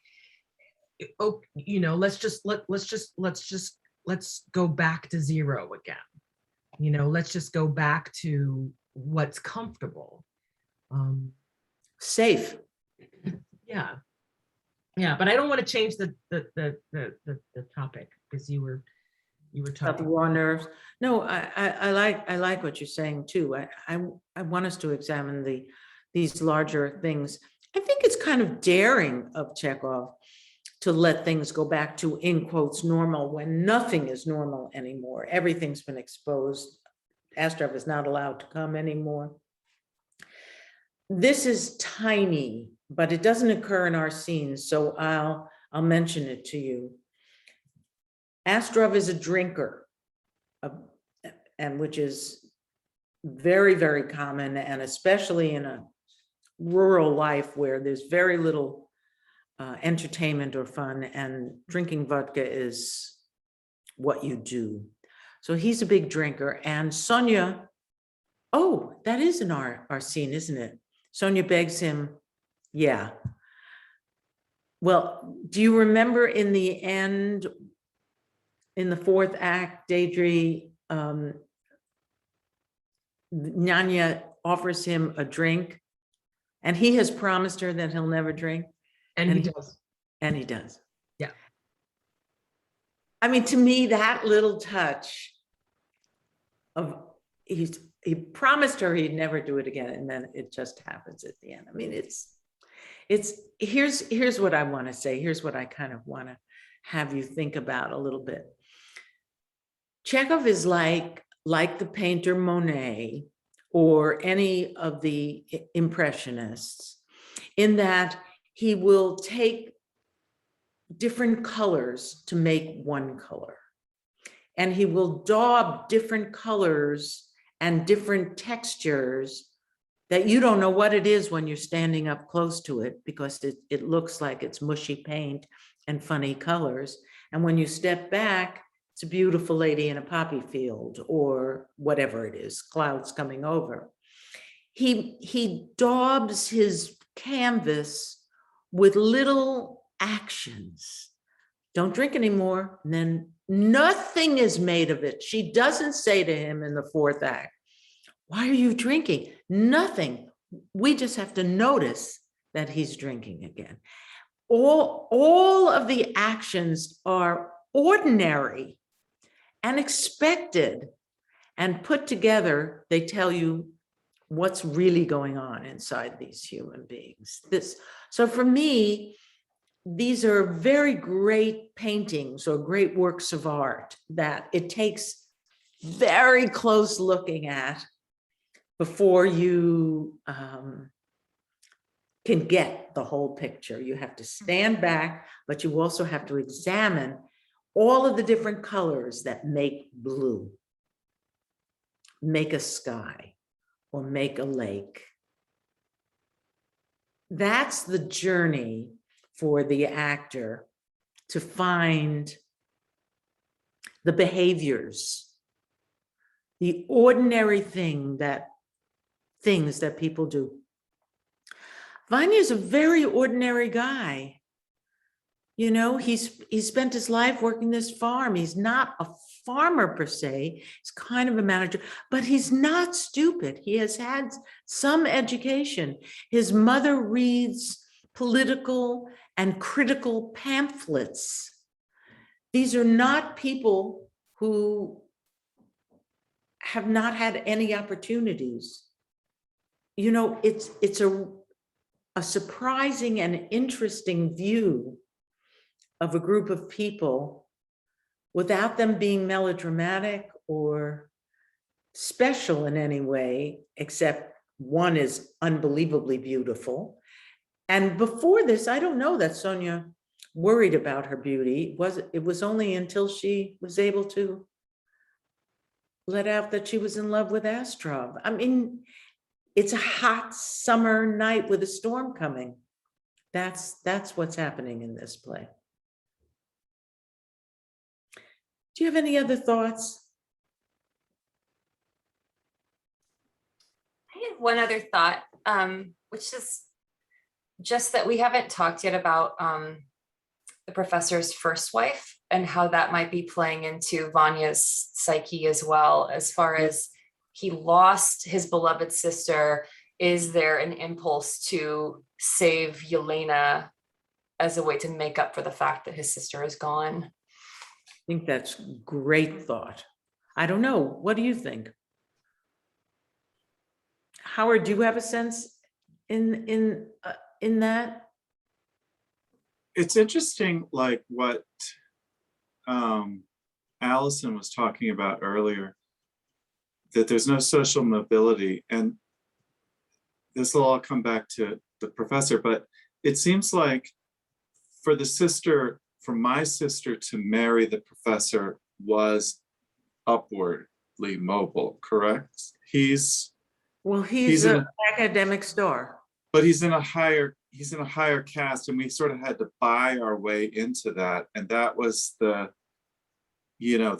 like star staking the farm on making this change for her and for all of us, probably, right? That was going to lift all of our boats. And then it didn't. And then this trophy wife, for lack of a better word, comes along, and it's like, and I meet her at this young impression. I love that speech where he says, I could have married her. Yeah. You know, that it's all part of his fantasy or his delusion, I guess, that he could have been this academic, he could have been the professor, he could have married. He could have been Dostoevsky. He could have been, right? He says that, right? I could have been Dostoevsky. And Nietzsche or Schopenhauer. Who is it? Schopenhauer. Yeah, I could have been Schopenhauer and Dostoevsky. That she's like all part of this, wrapped up in this fantasy of changing who I am. Like, I think that's what Vanya constantly has, is this fantasy of like, I can become somebody, I can, just by saying so, I can be somebody else. And then constantly having that pushback in his face. So all of that's relative to YELENA somehow, I guess. No, it is. She's part of the fantasy. I could have that. I could have that sophisticated, conservatory educated, beautiful princess, and just as much as she's a possession in some ways, I think, to Vanya's fantasy. And do that's a terrific word to use, because do remember a woman's place was as a possession to their husband, aren't they still? Maybe not. No, but that's great. And there's that, I can't remember the details, but he says something about the fact that his sister died taking care of the professor. Like she wore herself down to the ground in order to keep him elevated. That is the final result of helping this guy. It's interesting too. I never stopped to think about that until you just said that, Sara, that they only had one child, SONYA, which is, I think, not ordinary. I mean, she was very young. She was obviously a student. No, Yelena was worshipped him as a professor, but Sonia's mother only had the one child. And you do get a sense that Sonia knew her mother, so she didn't die in childbirth. But one child is a small family. I wonder what that dynamic was. Maybe it's also you have a narcissist child of a husband. Do you have time for more? You know, if you're taking care of the professor, would you be like, well, one kid is maybe as much as I can handle with this marriage? That's true, but I don't think people made those kinds of choices. One kid is. Maybe that's too modern, the way I think. That is a little, and it's a little giving freedom of thought and planning to a woman, which I think it would have to do with what he wanted. I mean, he must be a full-time job to take care of him. I don't know. I have to think about that. And also, how young did she die? Was there even time and opportunity for a second child if this guy just wore her to death after one child was out? Yeah. To me, it's an interesting question too, because he doesn't seem to.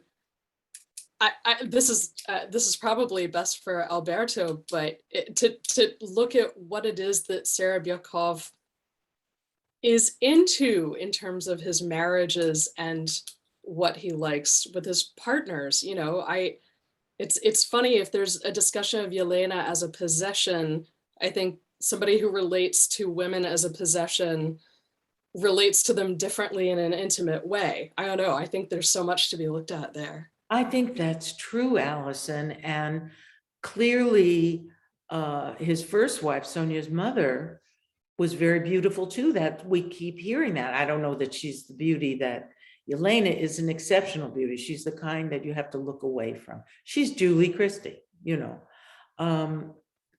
But one gets a sense that Sonia's mother was also very beautiful. And he seems to attract these young worshiping students, beautiful young women. There must have been something there, Alberto. What do you think? Well, yeah, the academic, just going beautiful. So our daughter got my looks, I guess, and yes, that's right. She looks more like the professor than she does the mother. I think a certain intellectual cachet that he had that was very attractive. I mean, there's something about what one perceives as smart people that is also attractive, I think. Yes, yeah. And you know, and he wasn't. He was in the prime of his life, probably what, early 30s or something. Yes. And this family seems to have artistic yearnings almost. I mean, the mother is you know, has literary interests, and Vanya and Sonya spent a lot of time transcribing and translating for the professors. So it's not like they were, you know, hicks or rubes. You know, they had a certain literary sophistication. Absolutely. Yeah, which the professor probably fed into, you know, and the sense of them doing something worthwhile, you know, artistically, I think might have been very attractive to consider. And yeah, I think in terms of him, the professor being able to attract this younger, beautiful women, I think it's not unlikely. I mean, I find that I just think in why do certain literary stars attract groupies, you know? I mean, they may not be in the best shape, you know, and yet uh, they they do attract the person of the opposite sex. Yeah.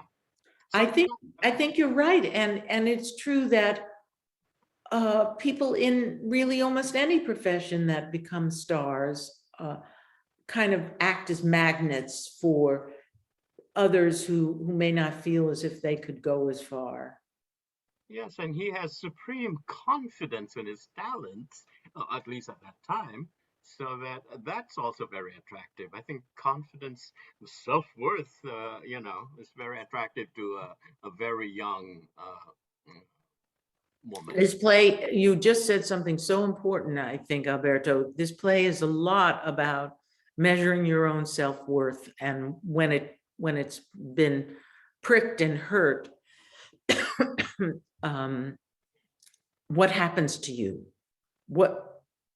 How do you dissolve into what?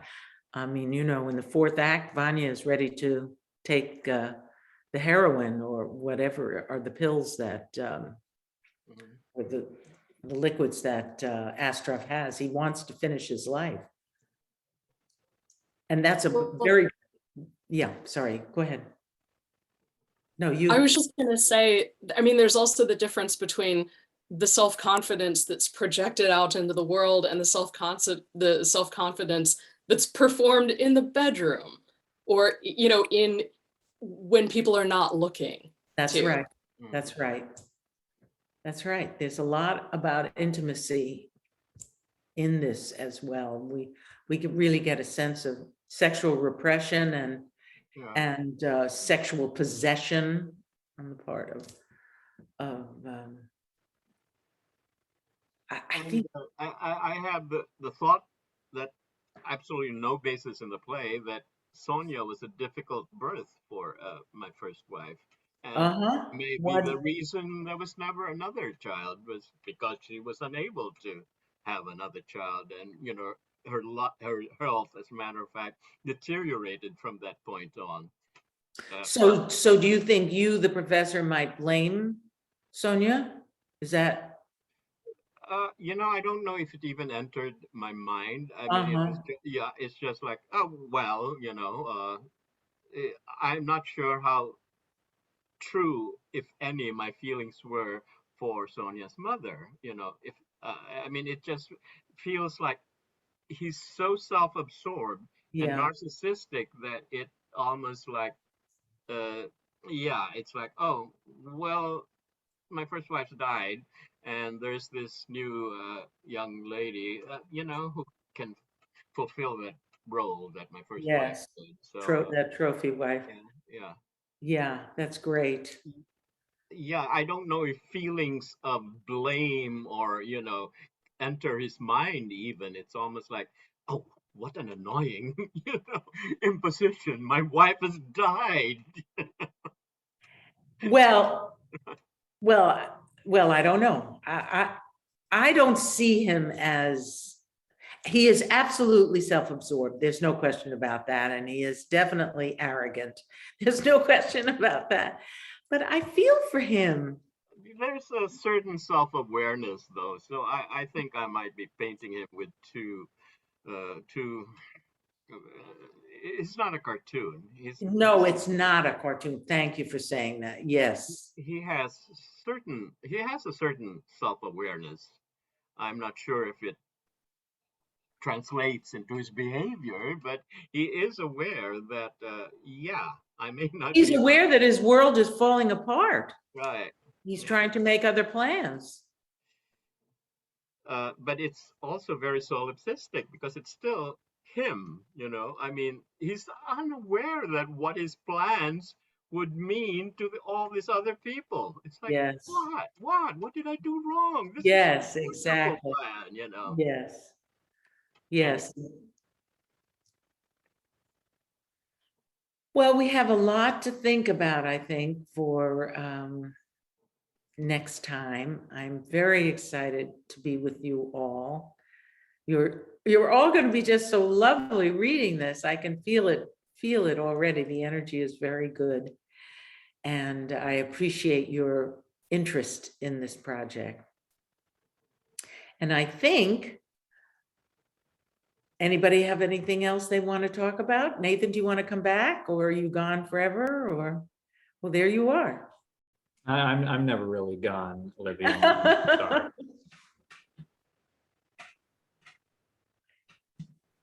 You know, Deidrie, Nathan reminds me of a Tusenbach. Doesn't he seem like he would be a good Tusenbach? Yes. Yeah, I watched that video. And I saw what was David Kelly on there? I don't think he was, but yeah. David Kelly was Tusenbach. Yeah, I know. I know. Oh, I worked with David Kelly. I worked with him a couple of years ago. Oh, I didn't know that. Yeah, you know what? Speaking of film, let me just say, did anybody see the Uncle Vanya that was done on PBS? That was English. That was awfully good.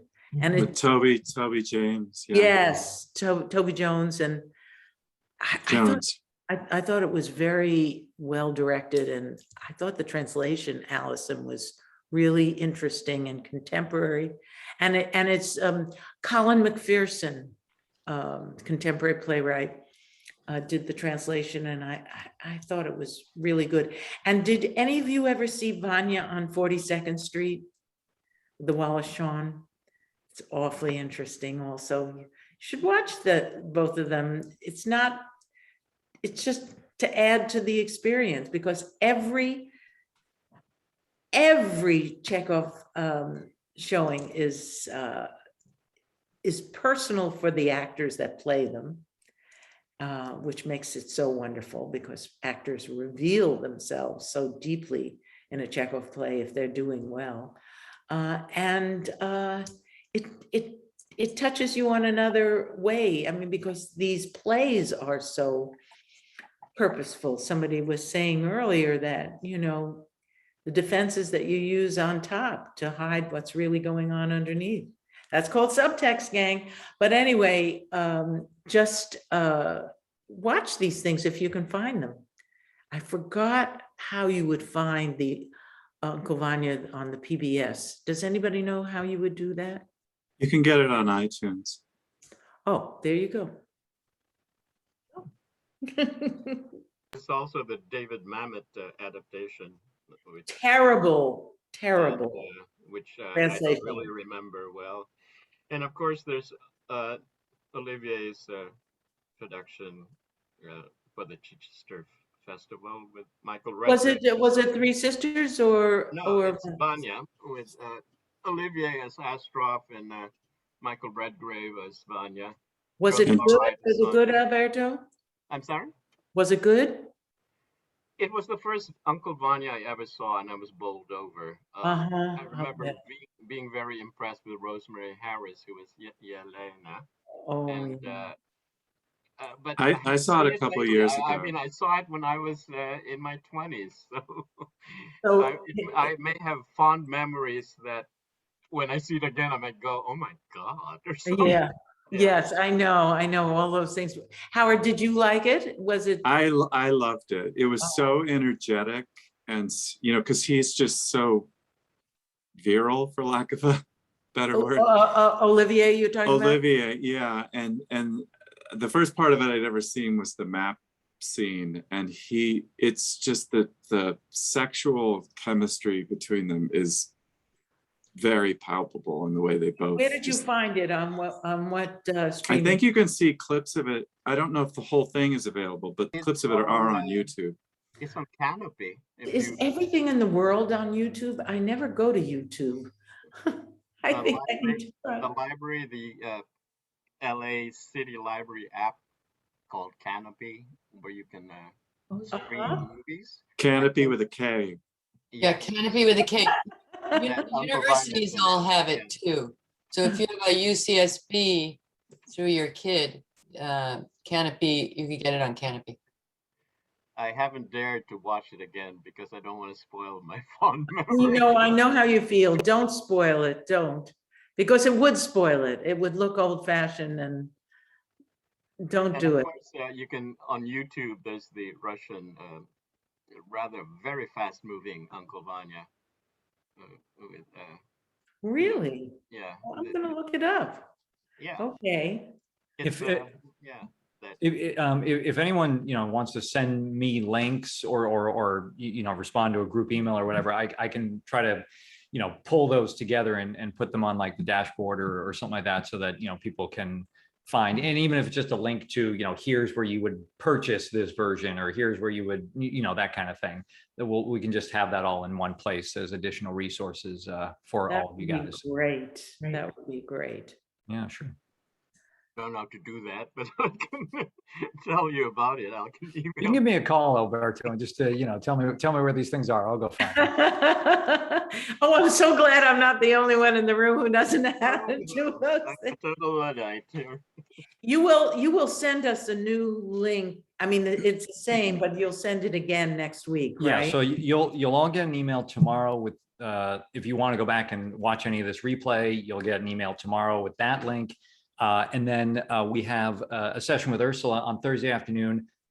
Thank you actually for reminding me. So on Thursday afternoon, anyone that has just voice questions or would like to talk to Ursula more about exploring voice with regards to this scene, Thursday at 5, you can show up and talk to Ursula then, or if you can't make it, send me some questions that I can share with Ursula, and then we can get that recorded so you can hear back any answers. And then I know on Friday, Ursula and Howard are working on the voice with on Vanya, and then once we get the schedule with Allison and Howard, we'll get that on the calendar and let you guys know if people want to sit in on. That's nice. That's great. We try to do as much as we can. You sure do. It's great. Those are wonderful. Wonderful. And to have Allison, my God, how long has it been since I've seen you, Allison? I was thinking about that. I think it's been 9 years. Oh, I think it's been since 2012 or so. Well, none of us have aged. oh, no. We did the other translations. I don't think we were finished until 14. And the book came out in 15. Oh, wow. Yeah. Well, because the last time, oh yeah, actually, if Ivanov was the last one, then yeah, maybe 2014. And somebody here said that that Ivanov was a production that they saw. Was it you, Jully? Ivanov. Nobody does Ivanov. I'm begging anybody to do Ivanov. Oh, and that's the one Chekhov play you had ever seen. I love that. I absolutely love it. When no one on earth has seen Ivanov. I saw Kate Blanchett do Ivanov. You did? On Broadway, yeah. Saw her do Vanya too. No, that was Vanya or Seagull. No, it was in Ivanov with her and Richard Roxburgh. They brought it over from their Australian. They called it the gift or the party or the present or the something. It was modern. It was modern. Yeah. Yeah, it was modernized. Oh, was it funny? Should be very funny. It wasn't very good. Oh, okay. But the Vanya did was fabulous. That Vanya with the Australian company, that was really good. You saw it in person? Yeah, in DC I saw it. It was a Russian director, the Australian company, but really physical. People fell out of windows and it's great. The Ivanov was bedlam. I mean, there was just like fireworks going off and lights, and I mean, it was like a farce almost, but it was. Well, it is like a farce, and the second and fourth act are really, the second act certainly is a farce. Yeah, it just kind of ran. You were just like, this is too much of the same thing. I know it's really hard. It's not a great play. It's not one of the great ones, but it's got good stuff in it. All right, my dear friends, I'll see you on Monday. Yeah, we'll see you on Monday. And I just wanted to pipe in, I just found, and maybe you'd already covered it, but to go back to the beginning, the Midsummer that Sara saw, Yeah. Ken Albers directed that. Ah, And Libby, you directed, if this is correct, Richard II that same season. So, outside, yes, with David Kelly, Speak of the Devil. so there you Yes, go. there you go. All right. And Ursula messaged me privately. That was her husband in the same, he was the Theseus and Oberon in that production that I saw. Okay. Oh, So how I just got to meet him. Yeah. Yeah, Oh, he's fantastic. He's a fantastic actor, just Yeah. fantastic actor. Yeah, and he's so he's so humble, but and he's just so easygoing. You would never suspect it. And I watched the Goodman production of Measure for Measure, and I had worked with him a little bit on this, and I knew Jamie was good. And then I watched that, and after the first scene, I was like, oh no, he's really good. Yes, that's right. But He's it's- really good. But you Yes. just don't. He doesn't give off that air. He's just like, oh yeah, how's it going? Just very easygoing. And but yeah, there's a lot of talent there, and And a he's lot very of funny. He's Yes. extremely funny. yeah. If we'll eventually put it up on the podcast and YouTube, but again, the Sylvia scene he did from As You Like It, I mean, it's hilarious, and he's not, he wouldn't be cast in the part, Well, of course not. for He's about age, 50 years too old. right? But it is no less hilarious. So that's the fun part about this kind of work, is that you can dive into these parts at any time. So. But yeah, wonderful. I've been listening to almost all of this, and it's been really, really wonderful conversation and fascinating. And a couple hours has already flown by. So And Nathan, thank you again for bringing up Fran. That was important for me to have a moment there, which I hadn't Yeah. taken for myself. So right, because Thank you knew her both at Cal Arts. Did you I- know? I knew I brought her to Cal Arts. She was Right. on my faculty for several years while I was there. And did you work with her at Oregon as well, or just at Cal No. Arts? Okay. No, I tried to get her to come to Yeah. work. She was a tough broad. She did what she wanted to do. Reminds me of somebody else I know. Oh, God. Okay. Love you all. Deidrie, don't ask how much I love seeing you. Don't Oh. even ask. I won't, because it's the same. It's the same. Oh, I love you. Love Have to a you great all. evening. Right. Great Good night, evening, everyone. everybody. Bye. Thank you. Thank you.